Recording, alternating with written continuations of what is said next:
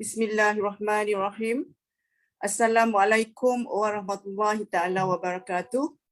Selamat datang ke program Kesejahteraan Kendiri yang dikelolakan oleh Biro Wanita Pekap pada malam ini. Saya Zaitun binti Ahmad, pengerusi Biro Wanita selaku pengacara majlis malam ini, mengucapkan ribuan terima kasih kepada semua AJK Pekap, ahli-ahli Pekap dan rakan-rakan kita yang bersama mengikuti program kita pada malam ini. Alhamdulillah.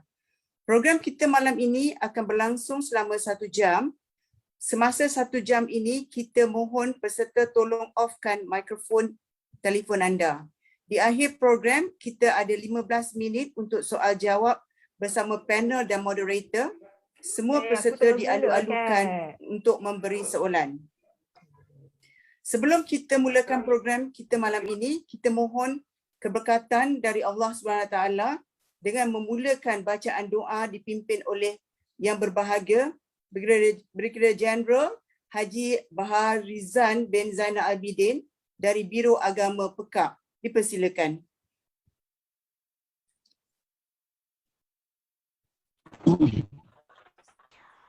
Astagfirullahaladzim, astagfirullahaladzim, la ilaha illa huwal hayyul qayyum wa atubu ilaih.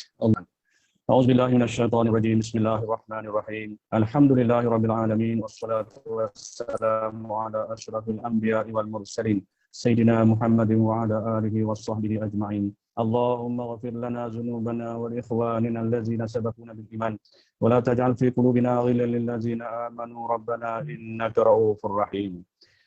Bismillahirrahmanirrahim. La yadurru ma ismihi syai'un fil ardi wa la fis samai wa huwas samiul alim. Allahumma inna na'udzubika minal barasi wal jununi wal jizami wa min sayyi'il asqami rahmatika ya arhamar rahimin. Ya Allah, kami memohon dengan kudrat dan iradah-Mu, berikanlah kami kekuatan dan ketabahan serta kesabaran dalam menghadapi segala ujian-Mu di dalam hidup, khususnya wabak COVID-19 yang melanda di saat ini. Jauhkanlah kami, ya Allah, daripada sifat putus asa dan resah gelisah. Kurniakanlah kami kesihatan tubuh badan yang baik, kecerdasan minda, ketenangan jiwa, dan kekuatan semangat. Mujibas sailin wa ya arhamar rahimin. Hasil cetusan idea yang berbahagia yang dipertua Persatuan Anak-anak Pahang di Ibu Kota Pekap yang berbahagia Tan Sri Dr. Abdul Aziz bin Abdul Rahman. Pada malam ini kami melaksanakan forum kesejahteraan Kendiri, cabaran semasa pandemik COVID-19 buat ahli persatuan. Kami pohonkan, ya Allah, agar forum ini beroleh keberkatan dan manfaat dalam menyalurkan ilmu berkaitan kaedah dan jalan penyelesaian bagi mengatasi tekanan akibat pandemik COVID-19. Ya Allah, ya Rahman, ya Rahim. Kurniakanlah kami kefahaman dalam menghayati dan mengamalkan setiap siraman ilmu yang dicurahkan di dalam forum ini. Seterusnya, kurniakanlah sebagai amal khair di atas usaha yang berbahagia yang dipertua persatuan kami ini, juga ahli panel yang menjayakan forum ini, serta Biro Wanita Pekap dalam menjayakan forum ini. Allahumma ja'al jam'ana hadza jam'an marhuma wa tafarruquna min ba'dihi tafarruqan ma'suma. Rabbana atina fid dunya hasanah wa fil akhirati hasanah wa qina adzabannar. Wa sallallahu ala sayyidina Muhammadin wa ala alihi wa sahbihi ajma'in. Subhana rabbika rabbil izzati amma yasifun. Wassalamun ala al-mursalin. Walhamdulillahi rabbil alamin. Taqabbalallahu minkum. Amin, amin, ya Rabbal Alamin. Terima kasih yang berbahagia Brigadier Jeneral Haji Baharizan. Selanjutnya, mohon kita mulakan program dengan menjemput yang kita kasihi, yang berbahagia Tan Sri, Datuk Sri Dr. Abdul Aziz bin Abdul Rahman yang di-Pertua Pekap selaku moderator kita malam ini. Malam ini, panel kita didatangkan khas iaitu Presiden Persatuan Kaunseling Malaysia Antarabangsa, Perkama, yang juga ahli Pekap, yang berbahagia Datuk Dr. Abdul Halim bin Hussein. Dipersilakan Yang Berbahagia Tan Sri menyampaikan kata-kata aluan dan seterusnya sebagai moderator program kita malam ini. Dipersilakan.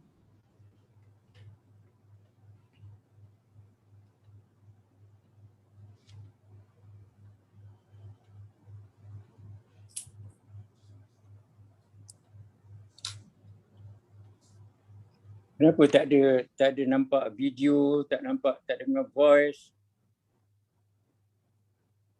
Auzubillahiminasyaitonirrajim. Bismillahirrahmanirrahim. Assalamualaikum warahmatullahi wabarakatuh. Assalamualaikum. Puan pengacara yang juga Ketua Biro Wanita Pekap, Puan Zaitun Ahmad, serta ahli jawatan kuasanya, Barisan Kepimpinan Pekap. Kak. Okey, kan sekarang Tan Sri berucap kan? Ya. Okey. Dengar tak? Dengar. Ha? Dengar. Yang berbahagia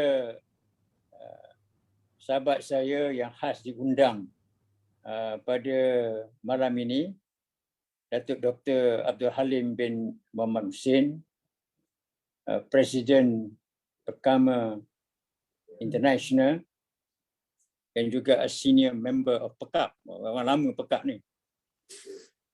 Begitu juga kepada Brigadier Jeneral Bersara Haji Bahzan yang baru saja baca doa, mudah-mudahan Allah Subhanahu Wa Taala memberikan barakah dan rahmatnya kepada perjumpaan kita pada malam ini. Khususnya sahabat-sahabat yang saya kasih sekalian. Syukur Alhamdulillah. Malam ini malam yang ditunggu sebenarnya.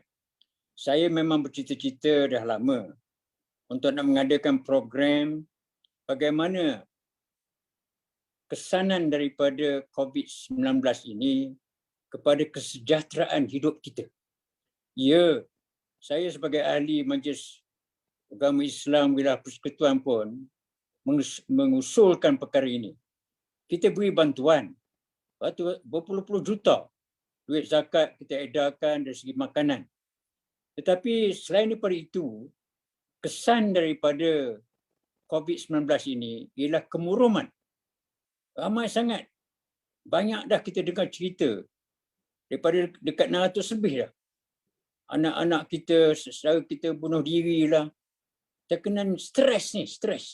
Kerana tak cukup makan, tak ada kerja, berkurun di rumah, bilik dua, anak yang dihuni oleh 5-6 orang, 7 orang, sempit, tak boleh keluar, tak boleh cari makan, kena berhenti kerja.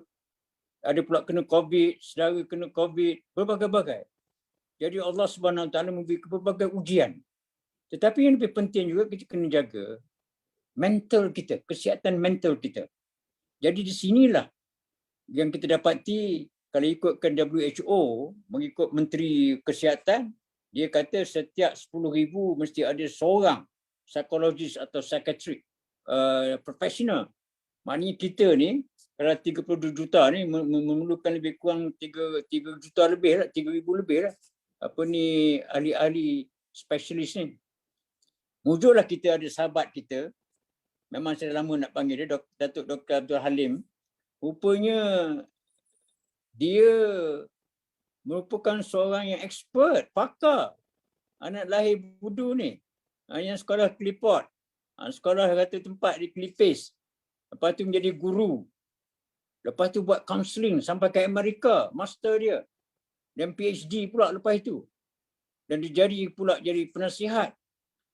Jadi Datuk Halim sebenarnya, dia telah pun menjelajah ke setiap spektrum, setiap segmen counselling ni. Daripada sekolah kampung sampai ke VI, Victoria Institution, yang pernah berlawan dengan sekolah saya, Maktab Tentera Diraja. Kita menanglah. Tapi dia pernah ke situ, lepas tu ke institusi pengajian tinggi. Dan dapat PhD di UiT dan sebagainya. Jadi orangnya hebat. Dan juga counselling Malaysia antarabangsa ni, persatuan dia sungguh pun ditubuhkan dah lama, 1960-an, 80-an, dan kita hari ini ambil peluang lah untuk menghadiahkan Al-Fatihah sahabat lama saya sebenarnya, Profesor Dr. Awang Had Saleh, Profesor ni yang Tan Sri, yang mula sekali. Lepas itu kepada semua yang terlibat, kita doakan dan sampai ke Al-Fatihah kepada yang meninggal, yang mengasas, yang kena COVID dan lain-lain. Al-Fatihah. Al-Fatihah. Amin.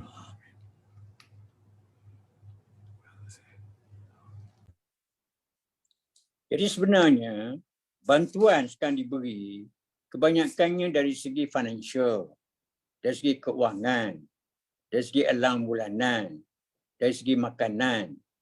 Jadi kesejahteraan, the well-being.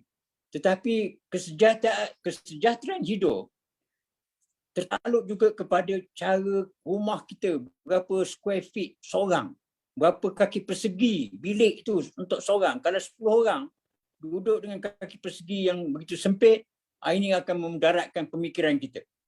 Begitu juga dari segi kerohanian kita. Dari segi, bukan saja dari fizikal ni, jadi kesejahteraan ni, keimbangan dari segi kerja dengan rumah. Itu penting kita nak tengok. Dari segi stres dia. Sebab itu kita tengok anak-anak muda kita. Hari ni saya pakai squat pekap ni. Pasal ni anak muda punya ni.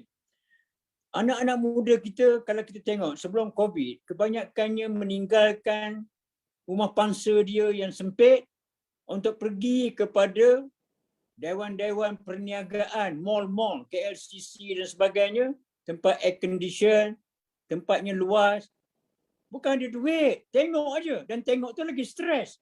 Kerana dalam keadaan masyarakat consumerism ni, yang penuh dengan pembelian-pembelian saja, nakkan RM2, bila tak dapat beli, kita tengok aja, itu lagi stres.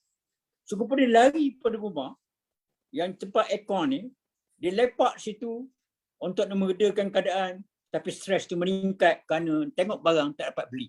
Ini stres. Jadi, dah dapat sahabat saya, Datuk Halim hari ini, kita nak dengar cerita dia, bagaimana dia boleh buat engagement, seperti juga macam mawib, masjid-masjid, berapa orang ahli psikiatri dan ahli psikologis yang mereka adakan supaya dapat beri kaunseling kepada ahli-ahli jemaah, anak-anak jemaah yang ramai sekarang ini. Kerana dadah lah, kerana judi lah, kerana berbagai-bagai masalah lah. Siapa nak beri kaunseling, siapa nak beri nasihat. Jadi tepat sekali lah. Kerana Datuk Halim dah lama terlibat dalam kaunseling ini, penggerak advokasi dan solidariti kaunselor-kaunselor di bawah dia, ada dekat ahli-ahli dekat 8,000, dan semenjak tahun 2015 saya difahamkan Datuk Halim dah menjadi pengurusi. Lepas tu pengurusi kepada Persatuan Kaunseling Malaysia Antarabangsa ni. Dan beliau selain daripada mendapat ijazah pertama kaunseling di UPM pada tahun 88-92, beliau juga terlibat Masters of Science, Education Psychology dan Counseling di Indiana University, USA. Balik pada USA jadi kaunselor, seperti disebutkan tadi, di BI 99 ke 2001, pensyarah UITM, pensyarah USIM, buat PhD UITM, timbalan pengarah bahagian psikologi JPA, pengarah bahagian psikologi, ketua pengarah agensi anti dadah kebangsaan 2016-2018. Dan sekarang ini saya bersama dengan beliau dan juga Datuk Seri Abu Hassan, Dr. Abu Hassan, fellow kehormat kepada Tun Ghazali Institute of Strategic Management di University College Yayasan Pahang. Dan juga Datuk Halim juga fellow kehormat Asian Center for Research on Drug Abuse, University Science Islam Malaysia, USIM. Dan kini, untuk makluman, saya jadi Presiden Persatuan Kaunseling Malaysia Antarabangsa. Bila juga naik yang di-Pertua Majlis Kebajikan dan Pembangunan Masyarakat Negeri Selangor, pengurusi anak-anak lipis, Persatuan Kebajikan dan Sokan Anak Lipis pun terlibat aktif, pengurusi. pengurusi ahli lembaga pelawat Pusat Rawatan dan Pemulihan Dadah Sepang, penasihat kepada Malaysian Association of Drug Abuse Counsellor MADAC, ahli majlis penasihat pengasih, dan untuk makluman dapat juga Gold Medalist International Innovation and Invention, Eureka Brussels, Belgium, dan Frankfurt, dan ITEX Kuala Lumpur. Hebatlah sahabat kita Datuk Dr. Abdul Halim. Tepat sekali. Sebab itulah saya edarkan program kita hari ini kepada Mawib, kepada jemaah hakim-hakim syariah, dan juga kepada persatuan-persatuan lain yang ada kaitan dengan bagaimana mengatasi stres dan kebimbangan. Jadi kita adakan first aid, psychological first aid ini sebenarnya. Jadi saya dah terangkan latar belakang Datuk Halim.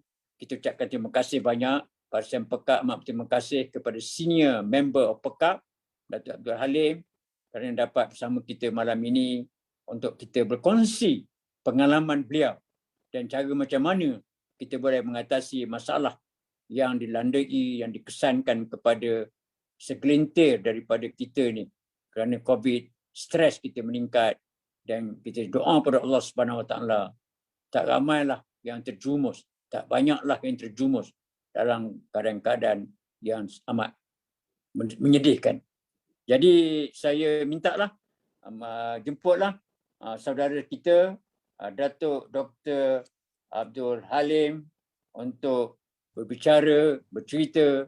Lepas itu kita mohon juga kalau ada soalan-soalan dapat ujung ni nanti supaya kita dapat berkongsi. Saya jemput yang berbahagia Datuk Dr. Abdul Halim. Terima kasih. Bismillahirrahmanirrahim. Assalamualaikum warahmatullahi wabarakatuh. Waalaikumsalam. Salam sejahtera.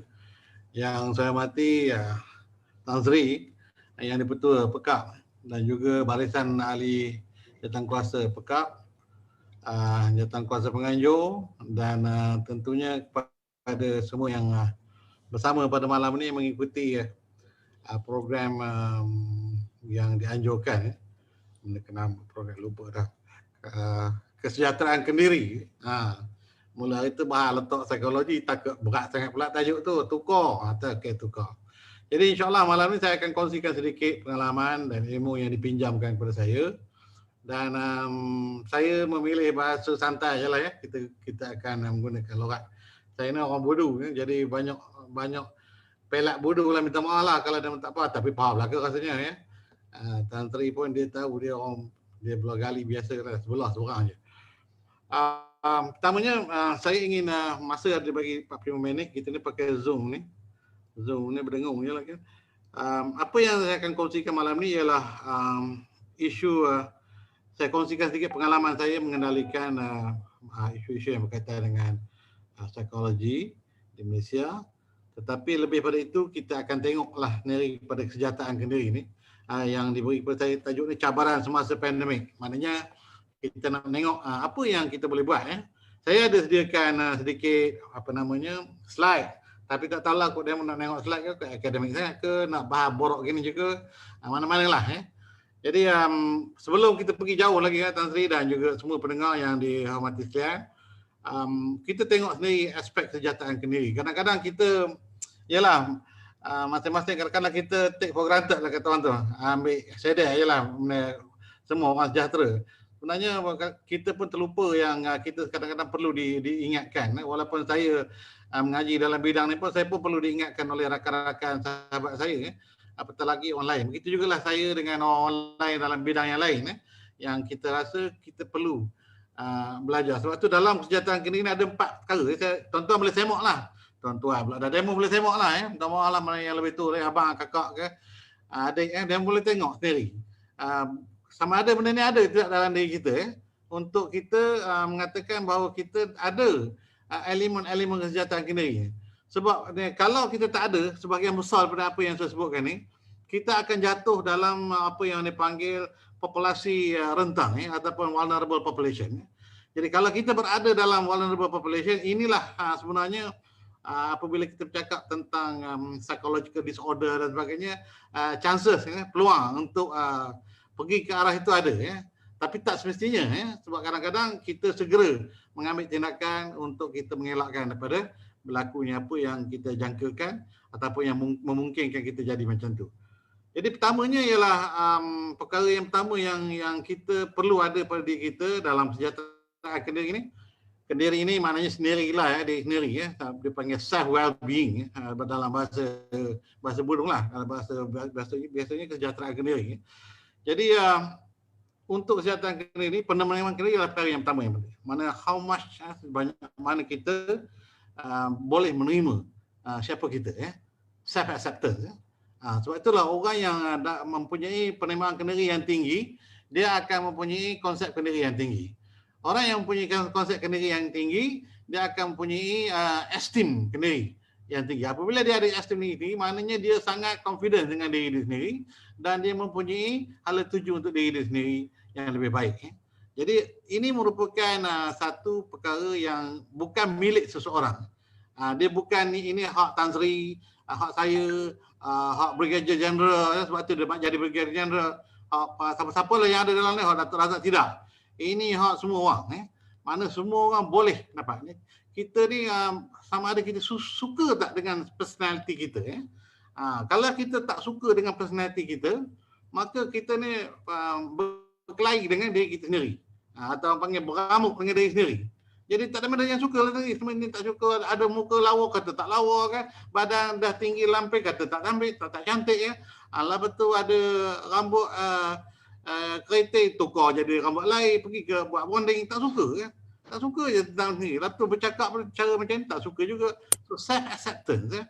Macam mana kita menerima diri kita sendiri. Itu suka kesasian diri kita.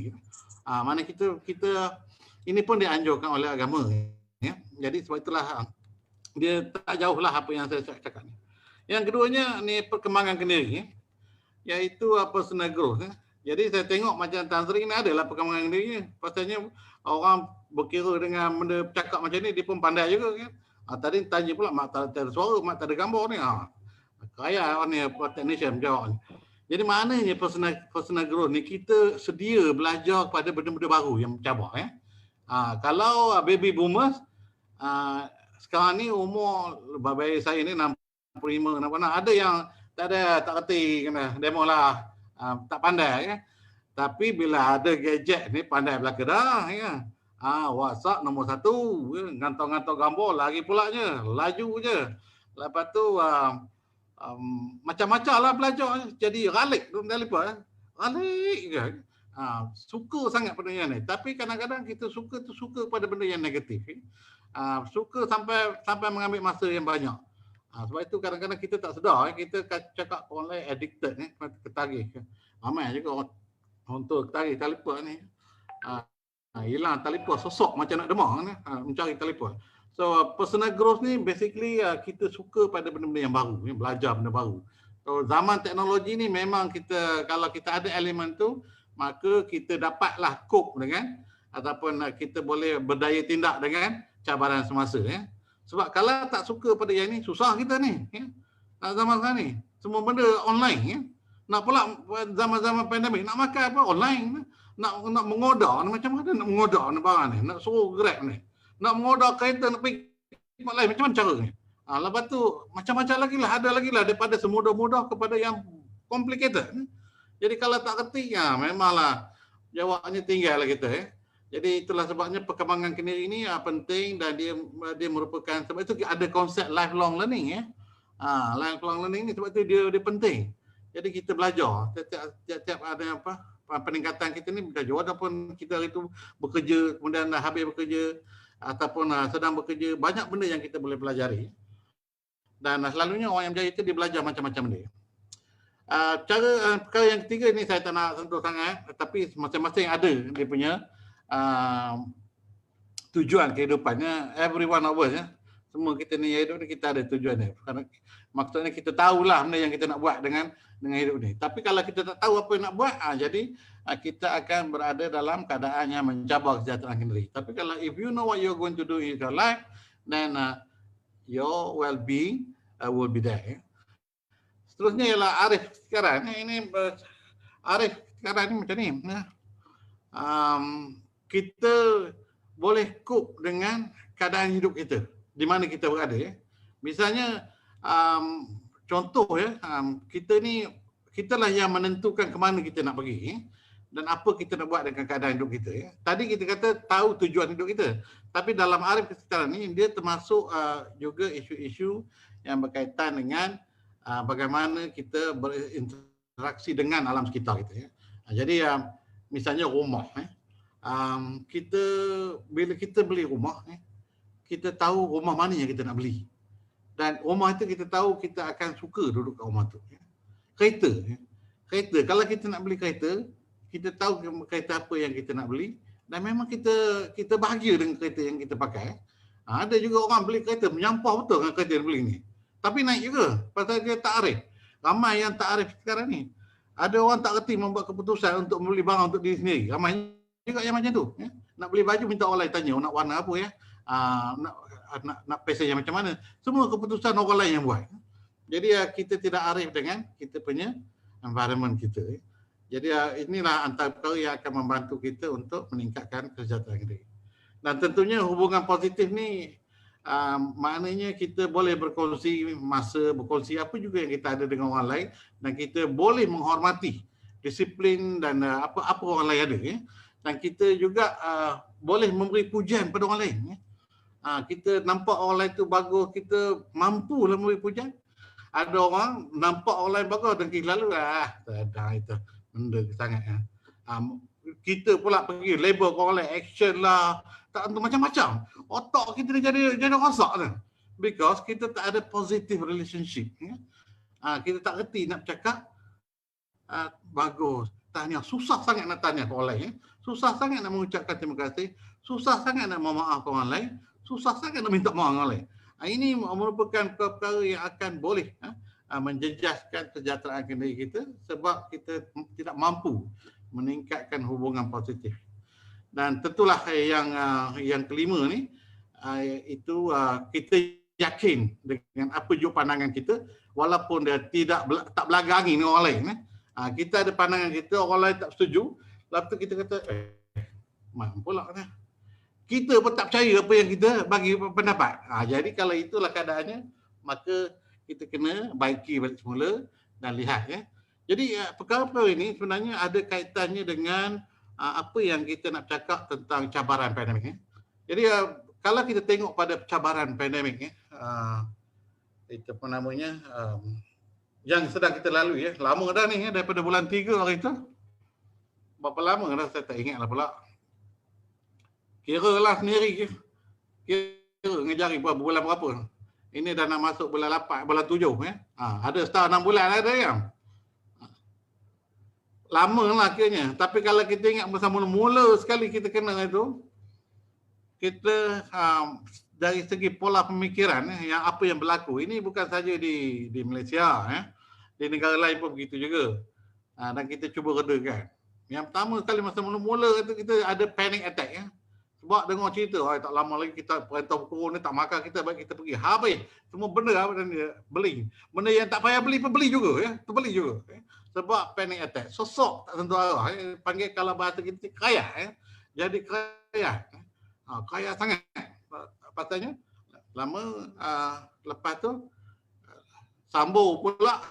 PKP sambung lama dah tak hilang kaya dah. Hilang kaya. Kita slow sikit hari itu sebab nampak macam bagus je. Tapi dalam pada itu, masa kita menghadapi pandemik itu, kalau kita ingat semua, ini antara pria dengan cempedak ni. Ya ke tidak? Ya ke tidak? Ada orang kata betul ke virus ini ada orang ini. Macam-macam cerita yang disampaikan seolah-olah virus ini memang sengaja dibuatkan supaya kita jadi haru satu dunia.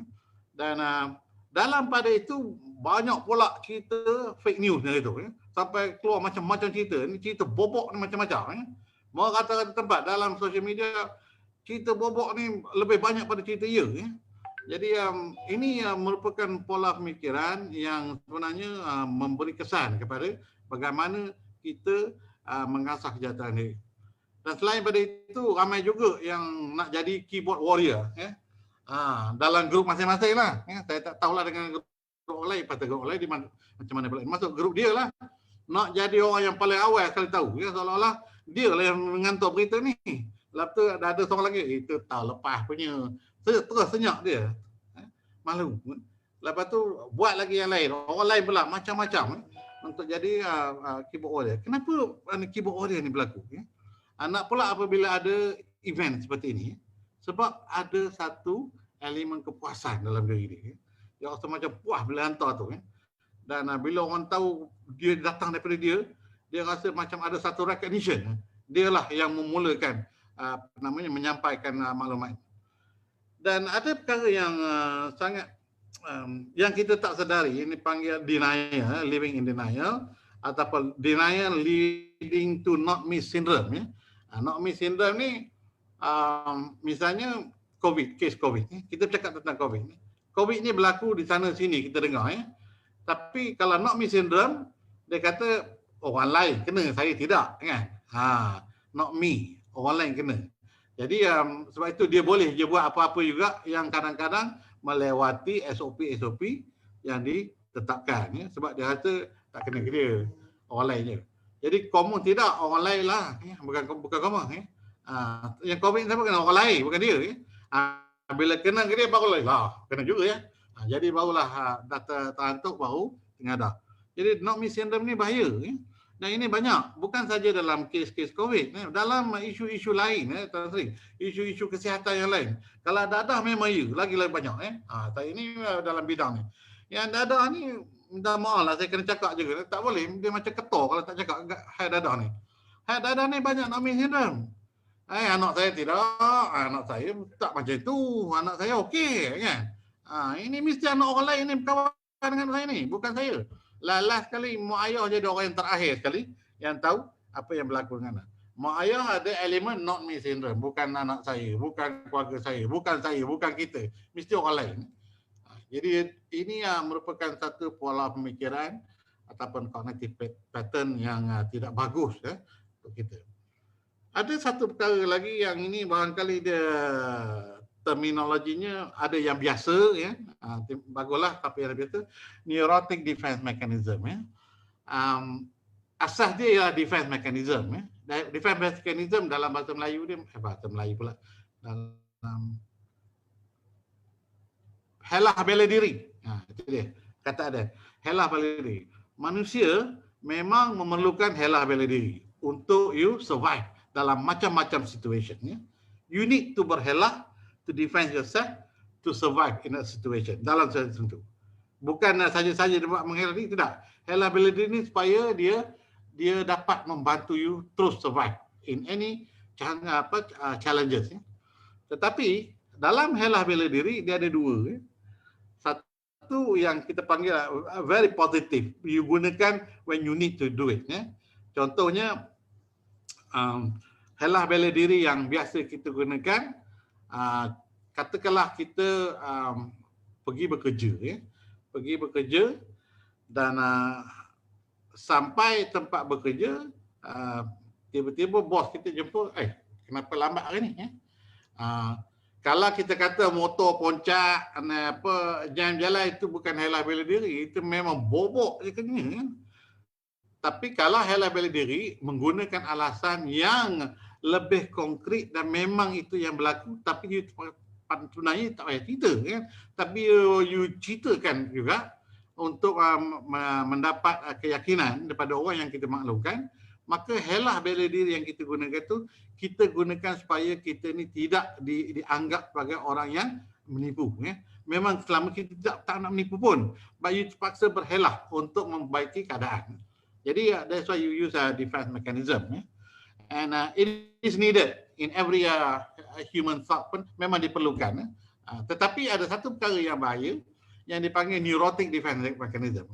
Defense mechanism yang digunakan ialah satu defense mechanism yang akhirnya menjadikan dia orang yang suka menipu. Suka berhelah. Helah sana, helah sini, helah sana, bertempat. Jadi neurotic defense mechanism ni selalunya dikaitkan dengan kecelaruan, psikologi ya, psychological disorder. Dan ini banyak berlaku pada mereka yang terlibat dengan penagihan. Ya.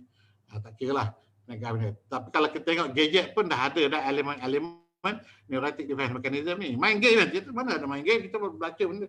Tapi sebenarnya there are some other things yang buat, berjudi dan sebagainya. Itu juga banyak berlaku. Dan kalau kita tengok juga dalam cognitive pattern waktu kita menghadapi pandemik, ramai yang babak kan. Ramai ya. Kalau tak percaya pergi dia tengok mana. Kalau budak-budak anak muda kita, ya Allah, kita kata pakai mask, taknya pakai kan. Jangan duduk berkumpul, pantai ada peluang, tak ada kenapa aja berkumpul kan. Jadi macam mana kita nak buat? Sebab itu kita rasa penyakit babel ni pun satu hal juga ya. Hari ini lah semalam kita pasal kilang dan sebagainya. Kita orang ini tuduh ke kilang, orang kilang tuduh ke kerajaan dan dia kata macam-macam berputar-putar lah dia punya isu dia. Tetapi kalau kita tengok secara umum memang ada orang yang saja je keluar. Orang kata naik kereta seorang je pergi beli. Saya beberapa kali saya nampak ya maknanya saya keluar kan. Ada orang naik lebih daripada dua orang dalam kereta. Ya, sebab apa? Sama ada dia naik tak tahu ke atau ignorant ke saya tak tahu. Tapi isunya babel. Itu kita tengok daripada kognitif pattern. Kalau kita tengok pada isu-isu cabaran emosi pula untuk apa juga keadaan, apa juga situasi, semua peringkat manusia umur sini adalah berisiko pada kesepian.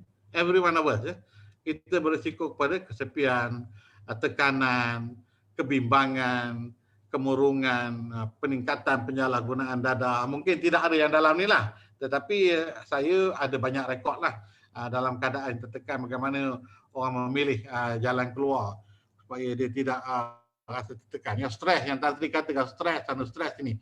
Nak pula dalam keadaan pandemik ini, bila kita bercakap tentang stres ni memang berlaku sebabnya faktor dia terlalu nyata. Mana jelas sangat apa faktor atau penyebabnya menjadikan ramai orang yang ada hari ini begitu stres. Tentulah nanti saya akan kongsi. Kalau tak kongsi pada pun tahu dah. Sebab hari ini pun kita ada white flag, misalnya kan bendera putih ya. Angkat bendera itu tandanya tak ada makanan. Macam-macam kita buat. Saya pun tadi baru mesyuarat ya, dengan semua professional helper tadi yang kata WHO tu berapa persen tu memang kita kekurangan, tetapi sekarang ni kita nak gunakan semua yang ada ni dengan mengoptimumkan sumber yang ada ya. Sebab dia begini, kita ada kaunselor di sekolah ya. Kaunselor di sekolah ni ramai ya. Jadi ada orang beranggapan kaunselor di sekolah ni dikira dengan budak sekolah je lah. Sebenarnya tidak ya. Kaunselor di sekolah ni menjalani latihan yang sama juga dengan kaunselor di jabatan, kaunselor dalam komuniti, kaunselor JKM, kaunselor di Kementerian Kesihatan, sama dia punya training ya. Yang membezakan kaunselor sekolah ialah dia ada education. Dia ada bab education dalam training dia tambah sikit. Yang lain tu sama, ya. Same principle, same theory, same knowledge ya. Jadi maknanya sekarang ni mereka ni kita ajak untuk meluaskan dia punya langkah dia supaya dapat membantu. Jadi sebab itulah ini merupakan satu pendekatan yang besar yang perlu kita bagi tahu, dan insya-Allah Perkaman Internasional sedang mengorak langkah bersama dengan Jabatan Angkatan Awam tadi dan juga Kementerian Kesihatan untuk menjadikan solidariti Kaunselor Malaysia ni untuk diberikan. Kita nak bantu dari segi emosi ya. Yang lain-lain tu yang bendera putih tu ramai yang bantu ya. Sebab itulah kita ni nasib baik alhamdulillah hari ini masyarakat Malaysia ramai yang boleh membantu satu sama lain. Cuma sampai bila nak bantu ni saya tak pastilah. Tetapi ramai yang bantu. Saya harap adalah menteri mana-mana cakaplah terima kasih pada rakyat ni yang membantu rakyat ni. Sebab rakyat dah claim dah, rakyat jaga rakyat. Jadi ini sebabnya dia manifestation of stress, manifestation of anger, manifestation of frustration. Ini semua ni berlaku dan dia menjadi pemikiran menjadi segar bila ada cabaran-cabaran yang seperti ini, dan cabaran ini menjadi collective challenges ya, dan dihadapi secara kolektif. Sebab itu kita tengok semua tempat dan akhirnya ada satu insan yang sangat bagus ni apa nama ni, yang sambal sos ni, dia bangunkan apps ni, dan apps tu sangat berguna lah hari ni untuk mereka yang memerlukan.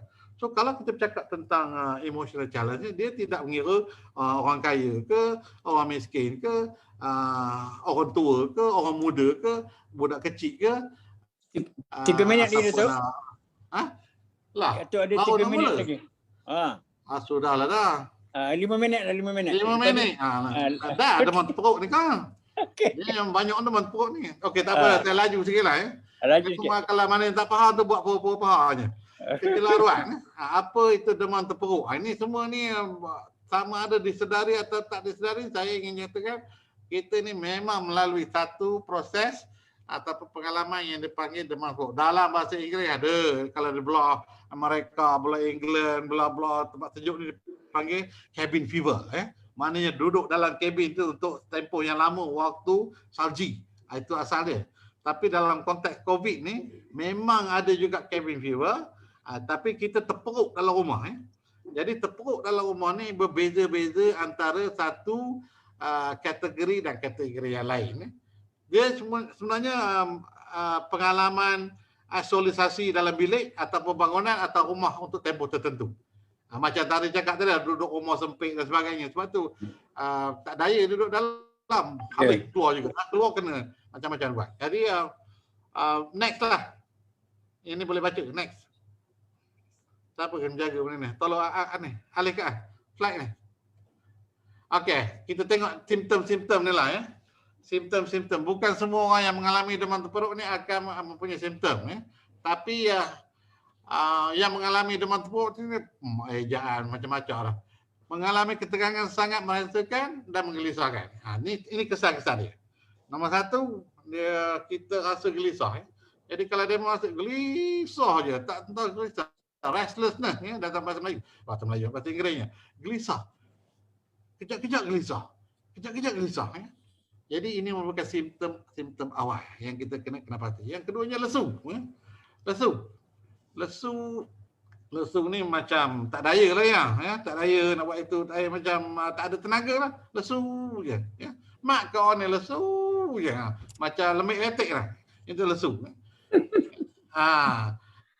Yang seterusnya ni kesedihan. Ada pula benda menutup ni baca ni, kesedihan ataupun kemurungan, sadness atau depression. Tadi Tan sebut tu, murung, sedih ni sedih, murung, duduk dalam. Ya. Lepas tu murung kesedihan. Murung atau kemurungan. Yang seterusnya kesukaran memberi tumpuan, tak boleh nak fokus. Duduk sekejap mana? Samalah tengok TV kejap tukar. Elok tengah boleh tukar. Lepas tu kalau buat kerja kan berhenti sekejap buat benda lain. Berhenti kejap yang lain buat yang lain. Dia dah tak fokus, hilang fokus. Yang seterusnya kurang sabar. Ini banyak berlaku minta maaf saya kena cakap ni. Dalam saya pun mengendalikan isu-isu keganasan rumah tangga dan sebagainya. Kurang sabar ni boleh berlaku. Dulu ada perbezaan untuk tempoh. Kita ada satu kajian yang kita buat, perbezaan yang nyata antara tempoh-tempoh waktu terkurung di rumah. Jadi inilah sebabnya bila kita tengok peningkatan kes-kes penderaan kanak-kanak, domestic violence berlaku disebabkan oleh macam mana pun dia kehilangan kesabaran. Lepas tu keinginan kepada makanan, suka makan. Saya tak tahulah dia mau makan ke tidak. Ini tengah makan ke tidak ni. Mana yang tutup kamera tu tengah makan lah tu. Memang suka makan. Kejap mengopeh sini, kejap pergi ke dapur mengopeh tu, ngopeh ni. Yang tua, yang muda sama ni. Dalam mengantuk termunyuh juga. Ini suka makan. Kejap-kejap nak makan tu, kejap-kejap nak makan ni. Selain pada itu, antara simptom lain, tinggal 2 minit dah. Penurunan motivasi. Kalau dulu bukan main lah, dia ada setengah dia tu pakar motivasi pun. Kena dengan yang ini, terus hilang motivasi. Di sini tak bermotivasi. Maksud motivasi di sini ialah semangat lah. Semangat nak buat itu, semangat nak mula-mula bukan main lagi. Plannya, tapi dia akan kekurangan. Bukan sebab dia tu sendiri individu, tapi sebab keadaan itu. Duduk dalam keadaan terperuk. Yang ketiganya of course lah, ini pengasingan sosial, tak berjumpa dengan orang. Ada orang ni jadi memang dia internet extrovert ni. Orang yang extrovert ni dia suka jumpa orang. Kejap keluar, kejap keluar, kejap keluar. Ada je benda nak. Nak beli tu, nak beli ni, cecet. Dia memang suka orang. Sebab tu orang yang bekerja sebagai marketing punya memang perlukan extrovert ni. Jiwa extrovert ni ialah jiwa yang suka bersosial. Jadi bila berlaku social isolation ni, maknanya dia pun tak tahan dengan keadaan ni. Memang sifat manusia itu suka bersosial. Sebab itu ada media sosial. Bila media sosial, bergantung, ada telefon je kerjanya. Kesukaran untuk bangun, susah nak tidur. Ni sini agaknya cuma senang bangun tidur. Tapi ada orang yang susah nak tidur, payah betul. Gerak 10 kali pun tak bangun. Selain daripada itu, kerap tidur siang. Saya tak tahulah dia memang berlaku ni tidak lah. Kerap tidur kejap, nak tidur pukul 2, tidur pukul 3, tidur pukul 4, tidur lagi. Lepas tu ada yang lebih teruk lagi, dah putus asa, hopelessness, sense of hopelessness. Tak ada benda dah nak buat, tak ada, putus asa. Lantaklah dia buat macam mana, nak buat macam ni, kerana tak ada harapan. Perubahan berat badan, changes in weight. Ini pun satu hal lagi. Orang ialah sebab makan tak berhenti, berat badan pun bertambah. Ada yang berat badan berkurangan. Jadi lain orang lain. Dan seterusnya tentulah ketidakupayaan berdaya tindak dengan tekanan-tekanan yang ada. Jadi kalau benda ni berlaku, apa yang boleh kita buat? Jadi saya ingin berkongsi sikit. Ini last slide lah ni, pasalnya mungkin nak ni. Next. Nombor satu, kalau kita mempunyai simptom dan kita rasa memang kita teruk sangat dah, rasa tak boleh dah, memang terlalu stres, murung, tak boleh kata, you have to see the professional. Jumpa. Kita ada banyak talian dan talian yang utama di negara kita talian kasih di KWKM. Google je macam-macam talian dia. Ada yang official yang memang ada sekarang ni 15 dan di state dan daerah semua telah pun mula menubuhkan talian. Ataupun jumpalah dengan profesional yang terlatih seperti kaunselor, terapis. Kaunselor ni mungkin dia mencari mana nak cari kaunselor ni. Di sini duduknya kaunselor. Yang pertamanya kaunselor ada di semua sekolah di Malaysia. Nisbah kaunselor di Malaysia ni kalau sekolah satu kaunselor 500 pelajar. Mana kalau sekolah tu ada 1,500, dia ada 3 kaunselor. Kaunselor ni boleh juga membantu orang yang lain. Memang kita dah minta lah dalam majlis bimbingan kaunseling. Yang keduanya kaunselor di Jabatan Kebajikan Masyarakat memang ada. Kadang mungkinlah dia sibuk sikit dengan hal-hal pengurusan. Yang ketiganya, semua kementerian ada kaunselor. Kalau dia yang bekerja, semua kementerian ada kaunselor. Yang keempat, semua universiti ada kaunselor. Yang kelimanya, persatuan-persatuan yang ada di Malaysia ni banyak yang telah pun menawarkan program-program kaunseling secara percuma. Jadi kita juga sedang menyediakan, mewawarkan mana lagi yang ni. Tak payah pergi jumpa psikiatris terus. Dia kalau jumpa psikiatris ni, kalau dah memang hilang kefungsian individu, you just cannot manage yourself. Tapi kalau setakat you rasa sedih, you need to speak to someone, mesti jumpa. Ini kita panggil intervensi awal. Jadi simptom-simptom ni ada yang tahap sederhana, ada yang tahap yang severe, tetapi ada perkara-perkara yang kita boleh buat sendiri, kita dalam keluarga kita. Ini last sekali. Next. Because next. Okay. Jadi daya tindak ataupun coping terhadap demam teruk ni ada perkara yang kita boleh buat. Saya tahu ni ramai pun dah buat pun. Tak ada benda lain, benda biasa. Memang biasa. Tapi kalau biasa tak dibiasakan jadi tak biasa juga. Yang pertamanya mindset. Susah nak cerita pasal mindset ni. Kita mesti belajar yang kita berada dalam krisis. Bila kita dalam krisis, banyak benda yang kita buat kena cara baru. Jadi kita kena terima. Kerana mana kalau kita kena pakai mask, kalau kita kena basuh tangan, kalau kita kena jarak sosial, kalau kita tak boleh keluar, itu memang kita dalam krisis. Jadi kita kena terima hakikat tu. Tapi hari ini kalau kita tengok perasaan rakyat, memang sebabnya kita rasa tak faham.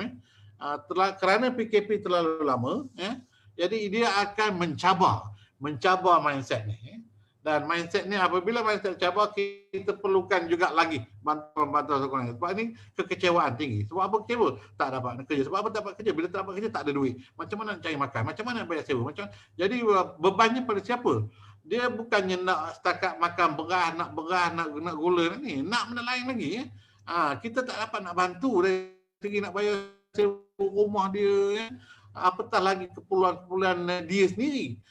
Dia dalam pada telefon nak tengok juga pasal nak tengok mesej, nak tengok maklumat juga bercampur. Jadi mindset ni memang sangat tercabar. Walau bagaimanapun kita yang masih lagi berjaya mengekalkan mindset yang bagus ini, kita kena terus sustain dan bantu keluarga kita, bantu anak-anak kita, bantu saudara mara kita. Jadilah masyarakat yang dipanggil caring society. Caring society ni kalau saya suka menggunakan kataan kindness, iaitu rahmah, sifat rahmah. Sifat rahmah ni ke mana kita kena berkorban sikit untuk orang lain. Kita ada ini hak kita, tapi kita nampak ada orang lain diperlukan lebih, memerlukan pada apa yang kita ada. Kita kena bagi orang lain. Itu rahmah. Yang keluarnya ini saya kata keluar daripada rumah, tapi kalau rumah terkecil nak keluar ke mana kan? Paling tidak pun menjenguk, ni panggil natural high. Macam mana kita nak dapatkan? Misalnya saya faham saudara-saudara kita yang duduk di flat, di rumah pangsa, di apartmen yang kecil-kecil, yang tak ada ruang yang cukup, tak ada apa namanya. Sebab space ni penting untuk kita, kita perlukan ruang. Sebab dia ada aesthetical value. Sebab itu bila kita pergi ke tepi laut, kita tengok air laut kan luas terbentang, kita rasa tenang. Kita tengok hutan banjaran di Dewanta, kita tenang. Pasal kita memang perlukan space. Tetapi kadang ini kita kena ambil masa dan menjenguk-jenguk keluar. Kalau tak boleh keluar at least tengok duduk kat tingkap. Jangan terperosok dalam bilik, duduk tak bangun-bangun. Itu akan menerukkan lagi keadaan. Dia tidak membantu kita. So you have to. Dan kalau ada ahli keluarga yang itu, kita kena bantu dia. Kena bantu dia. Why are you doing this? Kadang-kadang anak-anak kita duduk dia marah sangat dengan keadaan. Jadi dia tak nak jumpa siapa-siapa, tak nak tengok awan pun tak nak, burung pun tak nak tengok, apa pun tak nak tengok. Duduk sembunyi, menyembunyikan diri. Muhasabah diri, kawal untuk daya kuasa sendiri, rancang kehidupan terkurung. Ini saya boleh bercakap lah, tapi orang yang terkurung ni boleh juga challenge saya, cakap pandai lah. Memang saya pandai cakap. Tapi masalahnya saya kena cakap, we have to plan dalam keadaan terkurung. What can we do? Apa yang boleh kita buat dalam keadaan yang susah? Sebab tu saya suka ada kawan saya kata, think what you can do, don't think what you cannot do. Fikirkan apa yang kita boleh buat. Jangan kita fikir apa yang kita tak boleh buat. Memang banyak benda tak boleh buat. Tapi kita fikirkan apa yang kita boleh buat. Ini akan membantu kita untuk membetulkan mindset.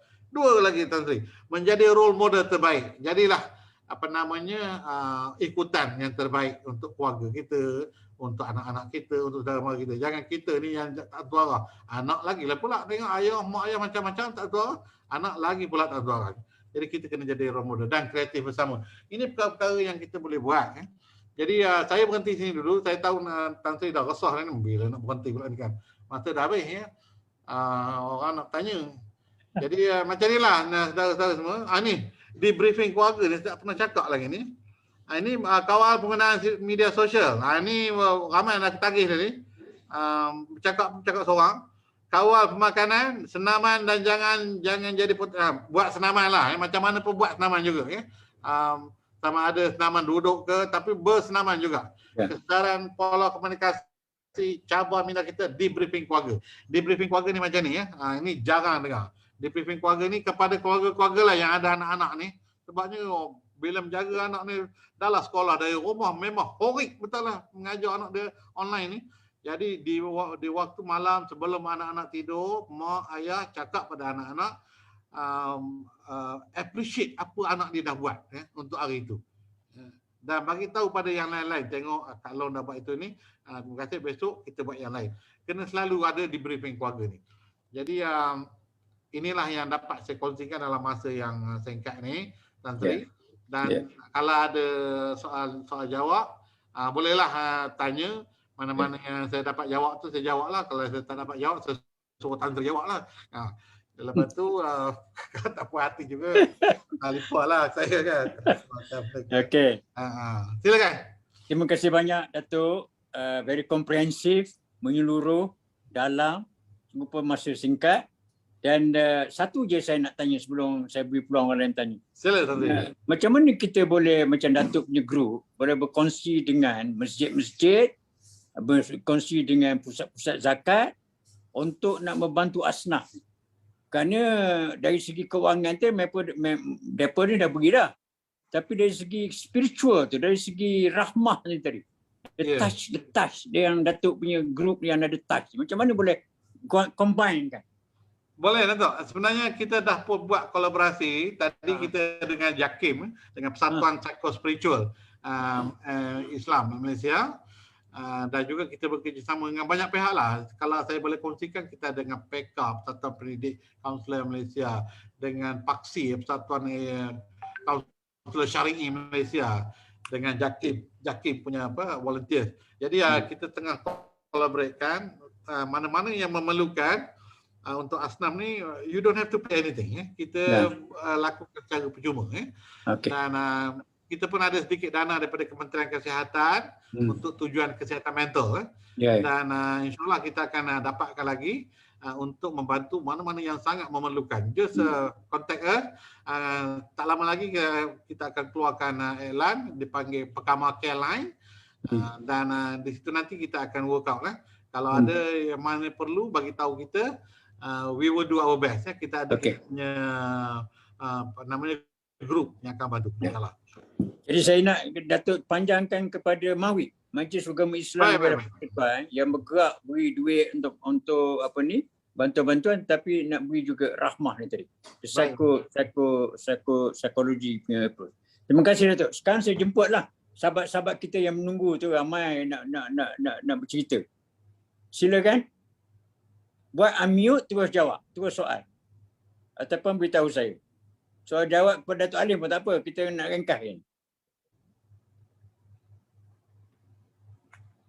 Ya Datuk, ya Tun, panggillah sahabat-sahabat kita bertanya soal.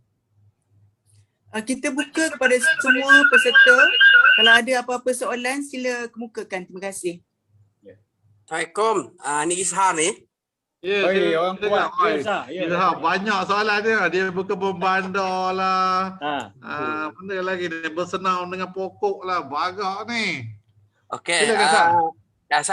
Saya ada satu soalan. So, since kita ada huge resources dalam psikologis ni, so salah satu saya tengok dia cikgu-cikgu yang pencen, konselor-konselor pencen, adakah di involve? Adakah diturut sertakan? Sebenarnya ada. Kalau tengok dalam grup saya, dia banyak terlibat dengan aktiviti-aktiviti yang kita buat. Tapi kalau kaunselor sekolah tu banyaknya dia macam mana ya? Kiranya baik orang lain lah. Namanya yang cakap tadi lah. Habis je pencet je, habis mengajar. Lah betul dia berbual lah, berkebun lah apa semua. So kita panggil baik semula. Panggil baik semula. Tapi ramai yang macam tak nak lah, agaknya letih sangat buat kerja tu. Walau macam mana pun Persatuan Kaunselor Malaysia akan terus. Kita ada ramai lah sebenarnya. Bukan tak ada, ada. Jadi kalau ada keperluan, bagi tahu. Saya nak tanya Isa, ni. You know Isa, apa tu, saya perhatikan kehijauan urban, urban greening of urban. Maknanya orang tanam pokok di celah-celah rumah dia dan sebagainya. Adakah ini merupakan satu terapi tak Datuk? Yes, betul Datuk. Untuk menenangkan pemikiran. Ya, betul tadi. Saya terkait dengan benda tu. Yes, saya sebenarnya di Kota Damansara ni kita ada grup yang asnaf yang kita dah involve dengan urban farming. Okay, in fact kita setiap grup-grup yang di flat-flat pun kita encourage them. In fact kita ada team dah. Memang kita dah come up with a team group yang starting so hari-hari kita cerita tentang urban farming, so that beside dia cerita tentang ketidakkeselesaan di segi kehidupan, so dia dapat terapi sebenarnya. In fact masuklah diri kita sendiri pun. Kan? Itu yang saya kata tadi, yang saya kata arif sekitaran, environmental mastery. Ini maksudnya. Kita menggunakan persekitaran untuk meningkatkan kebahagiaan kita. Saya nak saudara Isa berbincang dengan DPKL dengan MAWIC. Ya, boleh. Program ini kita buat secara besar-besaran. Alright. Untuk asnaf-asnaf kita di wilayah persekutuan. Ya? Boleh. Sebab saya dah start kat Selangor ni, kat Petaling, daerah Petaling. Tolong wilayah juga, wilayah. Boleh insyaAllah. Sebelum negara kita tolong insyaAllah. Alright. Okay. Very good point. Ini Ini poin yang raise Datuk Halin ni. Untuk nak tengok awan dengan hijau tu, buat CCTV rumah banyak-banyak sikit. Okey. Ya, kehijauan tu akan insya-Allah akan memberi kita kehidupan. Alhamdulillah. Okeylah. Lagi Insya-Allah. soalan lain? Tak cukup sejam ni Datuk. Ada lagi? Kita buat special betul kita ni. Grup kita buat santai-santai ni sehari ni. Lepas ni. Lagi minta lagi? Boleh 2, 3, 4 soalan lagi ni. Pasal saya dengarkan dia tutup je benda kita ni. Tun. Kita buka pada soalan Tan Sri. Kita tunggu lagi ada siapa-siapa nak bagi soalan. Pukul berapa tutup benda ni? Dia ada time limit. Malah tanya Kita masih tunggu soalan ni. Silakan. Type. Terima kasih. Tadi banyak sangat wanita tulis soalan, tak keluar pun seorang pun tak keluar. Kita jemput semua. Silakan.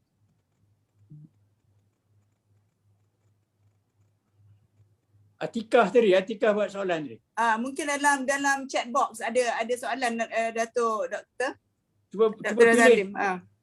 Sila. Apa pendapat ini salah Atikah ya? Apa pendapat Datuk kena masyarakat yang dah berkeluarga namun masih kurang pendedahan bahaya pada keluarga. Pendedahan bahaya kepada keluarga berkenaan kahwin. Ini Atikah tanya ini macam mana dengan keluarga yang masih kurang pendedahan bahaya kepada keluarga. Kalau sebab itu kita kata psycho-education ni sangat penting. Maknanya psycho-pendidikan. Kalaulah kita ni, katalah kita dalam keluarga, kita tahu ahli keluarga kita ni ambil sadar aja benda-benda ni. Tak ada bendanya. Dia pasal dia memang kuat kebal, dia punya Knox syndrome tadi. Tak kena kita lah orang lain dekat dan jaga macam-macam. Kalau nak kena lama nak kena. Ini jenis macam tu. Jadi kalau dia macam tu, maksudnya dia ni bila balik daripada kerja taknya basuh tangan, taknya basuh muka, lepas tu pergi pegang kanak itu, peluk kanak ini, taknya faham. Patutnya balik jangan sentuh siapa-siapa, ya. Jangan ni pakai mask di luar, taknya pakai juga. Jadi kalau ini yang berlaku, kalaulah dia tak boleh, kita tak mampu, maknanya tak dengar dah cakap kita kan, payah betul. Jadi kita bolehlah merujuk, kita panggil referral, boleh buat referral. Dan kalau perlu didatangkan untuk memberitahu, mungkin kita boleh cakap melalui telefon je, beritahu tentang kesedaran. Tetapi selain pada itu, ambil masa yang terbaik antara kalau suami isteri. Jangan waktu tengah makan pergi cakap-cakap lah makan dia sembur pula nanti kena makan. Dia dah kenyang, dah tahu bagi minum air, nak mandi ya. Lah cakap tanya boleh kita cakap sekejap kata. Ini penting ni kita. Lepas tu dia pun cakaplah, cakap benda kena. Memanglah suara lain sikit kan. Kalau nak ikut gerak kita ni cakap Melayu. Okey. Putus. Ada soalan lagi? Family communication ni kadang susah, kita tak biasa kan, tak biasa nak berlembab. Nak bertanya, tak pernah tengok berdepan, nak bertanya sikit belakang-belakang. Jadi komunikasi, meningkatkan komunikasi ya. Jadi ini yang kita boleh buat ya. Atikah, masa singkat jawapan saya itu dulu, tapi kalau tak puas ni boleh email saya. Lagi ada nampak soalan lain Tan Sri? Nampak lagi ada lagi Ramai ada dua lagi soalan diri. dalam inbox chat. nak bertanya Datuk Ali. Ramai agak sila. Saya nampak soalan ni. Ini daripada Berakhir ni. Ini Berakhir ni orang bodoh ni. Ramai hak yang bunuh diri. Kerja bangunan, gantung diri dan apa komen satu. Nak tanya apa komen? Komennya ialah kita selaku masyarakat kita bertanggungjawab lah dengan kesusahan orang lain. Kalau kita ingat satu court case Tan Sri yang di Amerika tu kan, a woman nenek dia mencuri kan, dia mencuri OT, lepas tu dia di-charge di mahkamah kerana mencuri. Jadi dia mengaku dia mencuri kan, lepas tu dia kata dia mencuri bukan sebab dia mencuri pasal cucu dia lapar kan. Lepas tu sebab tu dia curi, dia tak ada duit. Dan lepas tu judge kata mencuri memang salah kan. Tu kena dia kena bayar fine RM10 kan, $10. Dia kata dah penjara. Dia kata macam mana dia nak bayar, dia tak ada duit, biarlah. Apa pula nak menjaga cucu dia. Sebabnya cucu dia tinggal berdua je, mak ayah yang dah tak ke mana-mana. Jadi akhirnya judge kata macam ni lah. Dia bagi duit dia RM10, bayar fine ni. Lepas yang lain-lain tu dia cas pula orang lain. Sebab dia kata kita ni tak patut biar orang kita susah. Sebab tu sekarang ni dah berlaku di negara kita. Bila banyak terjun. Orang risau tak ada makanan, tak ada apa, macam-macam sesak dia, itu tak boleh bayar. Lama rupanya kita tahu dia kesusahan. Jadi sebab itulah ada insan yang memperkenalkan angkatlah bendera, ya. Bukan sebab dia kalah, memang susah. Jadi bila kita tengok pattern dia, bila bendera putih digunakan, makin ramai yang dapat dibantu, maka kita boleh dekati kumpulan vulnerable. Sebab itu masyarakat itu bertanggungjawab, saya kata. Sebab kalau kita tahu ada orang tersusah sebab kita, kalau kita tak bagi tahu, maka dia akan terus susah lah. Kalau kita tak recognize dia susah, dia akan terus susah. Jadi kita selalu tengok anak asnaf dalam keadaan sekarang, dulu mungkin dia bekerja bagus, ya, dia bekerja bank dan sebagainya ataupun pilot kapal terbang. Tapi hari ini dia pun ada komitmen, macam-macam dia kena bayar, itu kena buat macam mana. Memang sesak dalam kepikiran. Ada orang untuk berjalan pendek, malu dan sebagainya, terkejut habis cerita, ya. Jadi itulah keadaan yang berlaku. Memang real, challenge ni real, tetapi yang lebih real ialah apa peranan kita sebagai orang yang sejahtera dalam meningkatkan kesedaran dan juga memberi kesedaran pada rakan yang lain. Mana adakah kita menjadi masyarakat yang rahmah, ya, sifat rahmah yang memberi kasih sayang kita pada orang lain juga. Itu tanggungjawab jawapannya. Bukan main lagi soalan ya. Terima kasih. Lagi? Boleh lagi Ada dua soalan lagi. Dewasa ini ramai pelajar. Di mana silapnya bagaimana kita sebagai ibu bapa boleh meningkatkan penerimaan kendiri anak-anak. Ramai pelajar yang mempunyai masalah kesihatan mental. Betul lah. Kita selalu salah faham antara kesihatan mental dengan sakit mental. Bila sebut kesihatan mental tu, ini cerita pasal sakit mental. Sakit mental lah, sakit mental ni dia mental illness, maknanya dia memang sakit jiwa. Ayat yang kata yang kasar kita lalu guna gila. Tapi bila kita gunakan gila ni, dia dipanggil martabat, ya Tan Sri. Dia jatuh martabat keluarga tu. Anak dia orang gila, lepas dia keturunan orang gila. Jadi kita tak payah peduli orang gila. Jadi orang gila ni akan terus hidup dengan cara dia sendirilah. Tak siapa peduli pun. Dan dia jadi dipanggil dignity of schizophrenia. Dia jadi macam tu. Tetapi untuk kesihatan mental ni adalah satu perkara yang boleh diuruskan dari awal lagi. Maknanya kita boleh membuat pencerahan di awal lagi sebelum dia jatuh kepada sakit mental.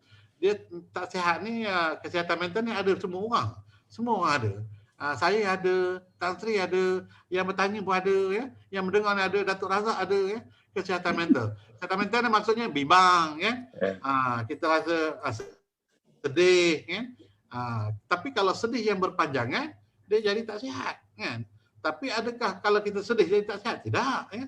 Sihatlah tu dia tahu sedih, kan? Dia tahu arti sedih, dia tahu arti suka, dia tahu arti kecewa. Tetapi macam mana dia menguruskan keadaan-keadaan tu? Itu isu kesihatan mental. Kalau kita tak dapat uruskan kekecewaan dengan baik, maka kita sedang mengalami satu keadaan kesihatan mental yang tak bagus. Dan kalau kita biarkan ketidakmampuan mengurus itu, kita sendiri biar begitu, akhirnya kita akan mengalami sakit mental. Dia akan jatuh kepada mental disorder, from mental health kepada mental disorder. Jadi apa cara dia? Satu, pengurusan kendiri, ya. Kita belajarlah dengan ni, kita kena bercakap dengan orang lain, get help, ya, dapatkan pertolongan. Daripada siapa? Daripada orang yang kita percayai, ya. Orang yang kita yakin boleh percaya. Jangan pergi dapat pertolongan pada kawan-kawan, ya. Kalau kawan-kawan tu jadi budak-budak tadi, sakit, kau kenapa ni? Aku bengang betul lah dengan bapa aku ni, orang Kuala Lumpur bercakap, bengang betul lah ni. Kenapa? Membebel lah, betul. Jumpa kawan yang sama juga macam tu, yang sewaktu dengannya, kalau kau bantai benda ni, okey ni, memang tak bengang punya. Apa benda? Dah mula. Begitulah drug addiction bermula contohnya, kan. Yang lain pada itu ada kebencian. Because the family fail to communicate dengan anak-anak. Sebabnya kita tak meletakkan taraf kita sebagai keluarga dengan anak tu berbeza. A father, a mother, dia mesti jadi figure. Dia panggil father figure ataupun mother figure. Tapi kalau father and mother bukan figure dalam keluarga, maka dia jadi biasa je lah. Dia punya bualan pun biasa je ya. Sampai kan boleh memanggil nama, you can call names in the family. Itu. Jadi kepada yang bertanya itu tadi, kenapa pelajar sakit mental, bukan sakit mental, mengalami masalah kesihatan mental, is because pengurusan kendiri yang tidak dapat diuruskan dengan baik. Ya. Itu permulaan. Ini siapa pula lagi bertanya ni? Kita lanjutkan beberapa minit lagi pasal banyak sangat permintaan ni. Orang gila tak kena COVID. Ada tanya Nisbah. Nisbah jangan tanya soalan macam tu Nisbah.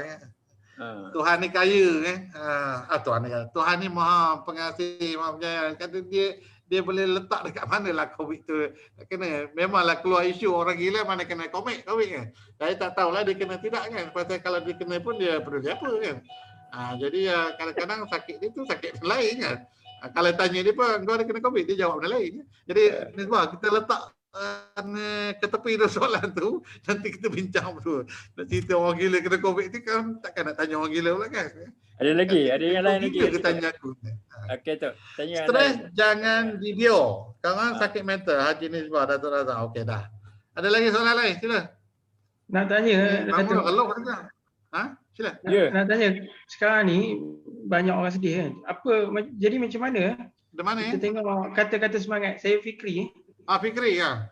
Nak tanya, kata-kata semangat ataupun especially kepada anak-anak muda ataupun orang tak bekerja. Kalau kita tengok walaupun dalam keadaan COVID ke apa, walaupun rakyat Malaysia banyak tak ada kerja. Tapi kalau kita tengok warga asing still banyak juga dia kerja. Walaupun dia kerja biasa-biasa, sekurang-kurangnya dapat menampung hidup dia. Kan, walaupun dia kerja tak kisahlah security ke tukang masak ke. Saya macam ni lah Fikri. Saya setuju lah dengan apa yang Fikri cakap tu. Kita tengok orang foreigner datang negara kita, dia buat je lah apa benda asalkan survive lah. Jadi kita ni kena ada jiwa kental macam tu. Dalam keadaan susah kita kena hidup susah. Mana kita kena buat kerja-kerja yang susah. Walaupun dulu kerjanya bukan main lah, pakai necktie kan. Berselepah je tali lehernya. Kena makan minum pun dekat kedai-kedai yang bagus-bagus punya. Ada apa? Kopi tak kurang RM6 secara kan. Tapi hari susah, tak payah lah minum kopi itu. Maknanya kita kena sedar siapa kita. Sebab itu self-awareness sangat penting. Dalam keadaan susah kita kena, we have no choice. Kita tidak ada pilihan. Bila kita ada pilihan, kita mesti bersedia melakukan. So, apa yang saya nak cakap pada anak orang muda? Anak orang muda kata kita kena tahu siapa kita. You have to learn who you are. You have to understand who you are. Kita bukan lagi orang yang bekerja yang ada pangkat dan sebagainya. Kita ni, you have nothing. So, you kena start somewhere. Jadi, kena buatlah kerja yang nak ambil upah ke, sapu sampah ke. Saya bukan apalah, saya cakap Tantri. Masa saya duduk Amerika, ini cerita pasal Amerika. Lama dah ni. Tak tahu bila. Saya ada beasiswa belajar.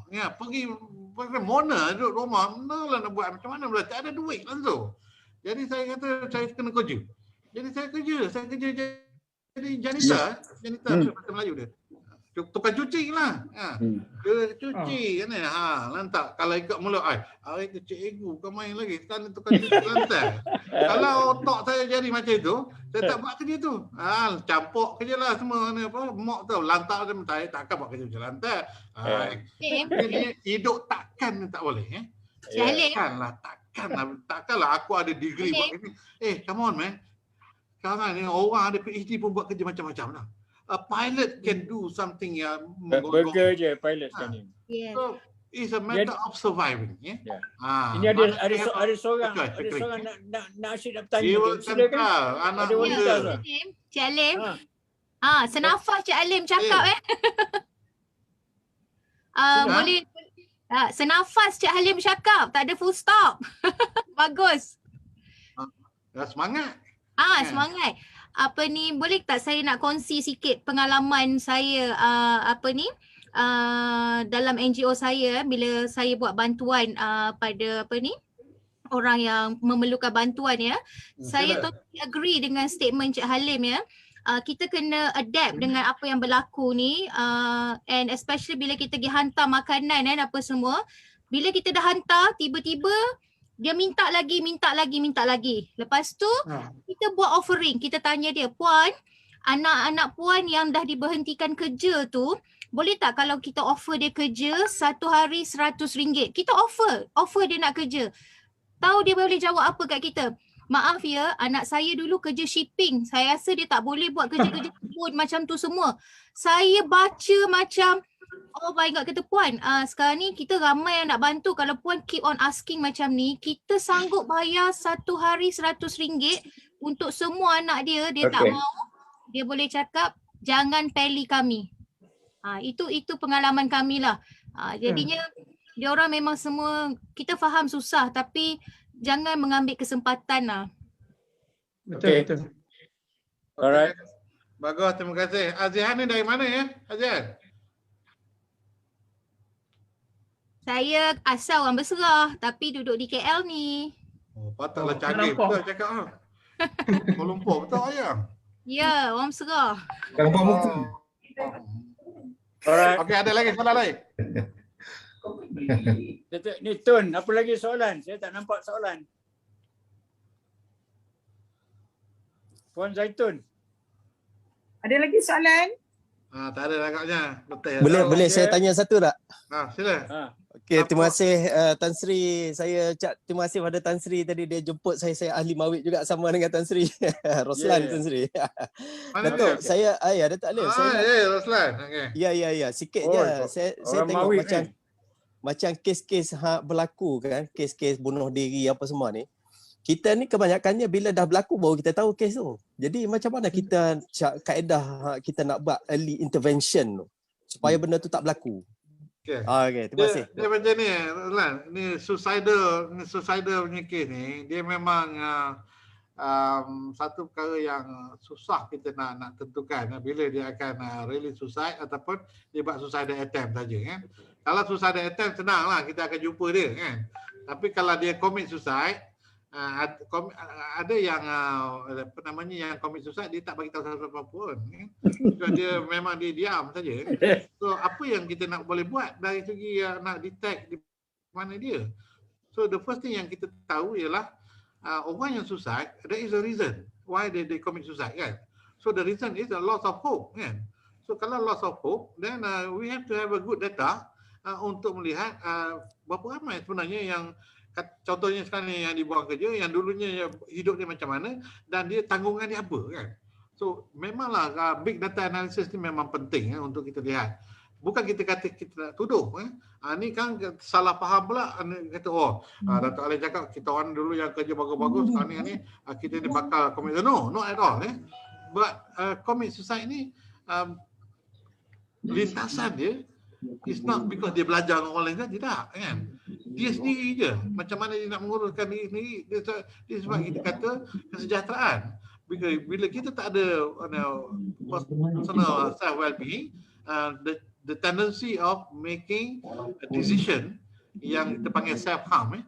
Jadi sebab itu sekarang ni kita buat banyak program psycho-education on self-harm. Maknanya mencederakan diri, mengelakkan daripada mencederakan diri.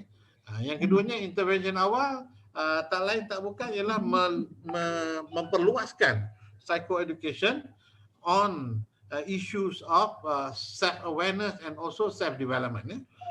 Kita mesti bantu orang yang kehilangan punca pendapatan untuk melihat chances untuk terus hidup ni ada dengan kreativiti yang ada. Sebab kalau kita tengok kenapa orang lain yang dulu dia kerja lain tapi sekarang ni dia masih survive, sebabnya ada kreativiti dan juga ada keinginan untuk meneruskan. Tapi nak tanya Datuk Ali, boleh tak kita kumpulkan the vulnerable, orang-orang yang kehilangan punca pendapatan dan bekerja sebagainya sebelum dia merana, kumpulkan untuk beri motivasi ni. Tak ada orang nak buat program macam tu. Maknanya senaraikan orang yang tak ada kerja ni, orang yang terdesak ni, berikan motivasi tu. Ideally memang boleh, Tantri. Cuma kita juga fikirkan tentang malnutrition, iaitu dia punya keaiban diri dia lah kan. Ada setengah tu dia tak nak lah orang tahu yang dia kata macam tu, sebab itu dia jadi masalah. Sebab itu sekarang kita buat pendekatan mendatangi kepada yang memerlukan. So we have to work very hard, semua sektor. Sama ada di Mawib ke, di JAKIM ke, kementerian ke, we have to go down. Dan kita pastikan kalau kita ketua jabatan, as a ketua jabatan, you must study all your workers. Daripada top management cuma sampailah ke bawah, you must know your workers. Macam mana keadaan. Kita pun dulu ada isu keburuhan tangan tinggi yang kena dengan alun dan sebagainya. Dia bukan sebab COVID pun. Ada yang self harm, mencederakan diri kan, macam-macam buat. Jadi kehidupan ni penuh pancaroba, tetapi sebagai dewasa yang terdidik, kita nak latih rakyat Malaysia ni menjadi educated adult. Dewasa terdidik. Jadi saya terima kasih dengan soalan Profesor Roslan tu. Profesor Roslan tu ahli Mawib juga. Profesor Roslan Universiti Melaya. Profesor Dr. Roslan, saya terima kasih kerana dapat hadir bersama. Pasal saya nak bawakan pengalaman kita malam ini kepada Mawib. Secara besar-besaran sikitlah Prof. Ya, betul Tan Sri. Untuk joint effort dengan gerak-geri kita dengan asnaf-asnaf kita. Okey. Cantik. Ya. Boleh saya nak bagi cadangan sikit? Boleh. Okey, saya percaya dengan keadaan sekarang ni apa yang kita kena fokus, especially those yang hilang income, hilang segala-galanya lah okay, which is something like program, we call it as a restart. Maksudnya you restart your life balik semula so that we can increase their self-confidence and rebuild balik. So kalau kita tengok kita boleh guna konsep yang pertama, kita fokus skill. Okay, kita re-evaluate skills diorang, expertise, strength, and then thinking, and then acquire. Lepas kita dah dapat, then kita refer. We connect like to Mawi and all those ni lah. And then lastly baru they take off. So we need to have a program. Minta maaf lah. There are two people talking there. There's a television on or what? Tak dengar. Aku tahu misi kita. Sudah. Ada orang lain bercakap lah. Ya. Yang nak managing. Maybe host boleh tolong mute kan? Okay. Alright. Anything else? Kalau tak ada beberapa pandangan ni Tan Sri. Yang pertamanya intervention plan bantu makanan asas psikologi. Yang keduanya bantu untuk revamp. It's a life create economy. Ini daripada ISA ni create economic opportunity and new knowledge. Betul lah tu ya. Yang ketiganya saya cadangkan pekat bagi ilmu macam mana nak buat bisnes dalam keadaan pandemik. Ini mungkin boleh diatur lah ya. Yang lain-lain saya kan tak ada. Saya rasa Tan Sri, I leave it to you. What you want to do? Unmute Tan Sri.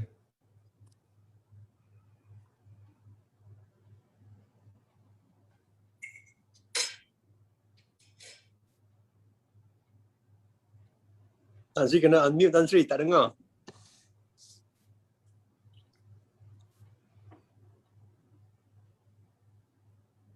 Host boleh tolong unmute kan? Tan Sri, saya rasa ada soalan Tan Sri dalam chat box tu Tan Sri.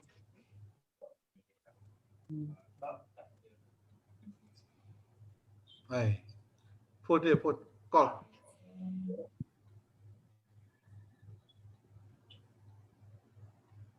Co-host tolong unmute Tan Sri.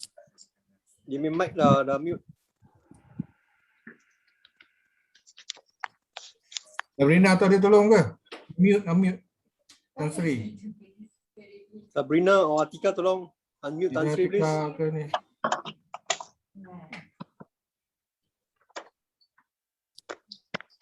Okay. Ya. Okay, saya nak ucap terima kasih. To wrap it up, apa yang kita dibentang oleh Datuk Ali yang tadi amat berguna sebagai permulaan tu, pasal benda ini mendalami banyak sektor dan banyak segmen dan akan mendapat banyak lagi cabaran-cabaran kerana berlarutnya COVID-19 ini. Kerana hari ini dekat 9,000, mungkin meningkat lagi, kita tak tahu. Kita minta Allah Subhanahu Wa Taala jauhkanlah. Tetapi this is something real, and then jadi dari segi limpahan daripada COVID ini kepada mental state, the state of mind akan terus meningkat. Ini kita bimbang. Banyak ramai yang tak ada kerja, ramai yang tak cukup makan, ramai bagai-bagai cerita ni. Jadi mentally stressed. Jadi saya mengharapkan kerjasama dah ada tetapi tingkatkan lagi, dan sebagai ahli mawid sepupu juga dengan Profesor Roslan tadi, saya minta sangatlah kepada Datuk dan kepada Roslan kita tadi. Roslan siapa? Tentang urban green tadi. Isa. Saya banyak benar cerita Isa. Jadi saya amat tertarik dengan dua ni. Satu dari segi mental stress ni tadi dapat kita ceritakan nak longgarkan perkara itu, dan juga greening up the area supaya bilik yang kecil, kawasan yang kecil dapat dibesarkan menerusi kehijauan. Dan juga dari segi hobi itu, hobi tanaman-tanaman yang jadi benda yang boleh lari lorat, bukan lorat, peralit. Dia jadi peralit. Jadi peralit kepada orang-orang dalam bandar ni, cucuk tanam dan sebagainya. Jadi saya terima kasih kepada penganjur, kepada Tun, kepada Zaitun dengan tim dia, dan kita nakkan kalau ada masa ni besok Datuk Halim, kita perluaskan lagi, dan juga kalau nak perlu skuad daripada PEKAP nak membantu, beritahu sajalah. Skuad PEKAP akan bekerjasama mengiringi profesional yang ada tu. Okey, dan saya ucapkan banyak-banyak minta maaf jugalah kalau ada sangkut sini sana. Maklumlah ini merupakan kali pertama kita mengadakan seminar menerusi webinar Zoom dan sebagainya. Mungkin ada Facebook, mungkin ada YouTube. Ramai nak masuk mungkin tak dapat, dan terima kasih kepada Tun, terima kasih kepada Datuk Halim, dan terima kasih kepada semua partisipan yang menyertai program kita. Saya sudahi dengan wabillahi taufiq. Assalamualaikum warahmatullahi wabarakatuh. Terima kasih kepada semua, kepada Tan Sri, Dr. Halim. Alhamdulillah kita telah pun sampai ke penghujung rancangan kita. Kami bagi pihak Biro Wanita dan AJK PEKAP mengucapkan ribuan terima kasih kepada Tan Sri, yang berbahagia Tan Sri, Datuk Dr. Halim, Brigadier Jeneral Haji Baharizan, Encik Hanif Ramza, tim Datuk Dr. Halim, Dr. Pauki yang sangat membantu, dan semua sekretariat yang terlibat secara langsung dalam menjayakan program kita malam ini. Kami memohon maaf sekiranya ada sebarang kekurangan dalam kami mengendalikan program ini, dan terima kasih di atas segala kerjasama yang diberikan. Wabillahi taufiq. Wassalamualaikum warahmatullahi wabarakatuh, dan selamat malam. Terima kasih. Tahniah. Tahniah semua. Baik. Terima kasih. Terima kasih semua. Have a good weekend. Bye. Thank you. Bye Tan Sri dari Kuantan. Ombo jauhnya. Itulah rindu orang KL. Ombo. Bisa nak balik kampung. Tak boleh rentah. Terima kasih semua. Terima kasih Puan Zaitun. Terima kasih Tan Sri. Ambil gambar. Everybody. Thank you. Ambil gambar grup. Ambil. Terima kasih semua. Buka kamera. Ambil gambar ni. Okey, tengah ambil gambar ni. Yes. Smile. Alright, 1, 2, 3. Alright, satu lagi. 1, 2.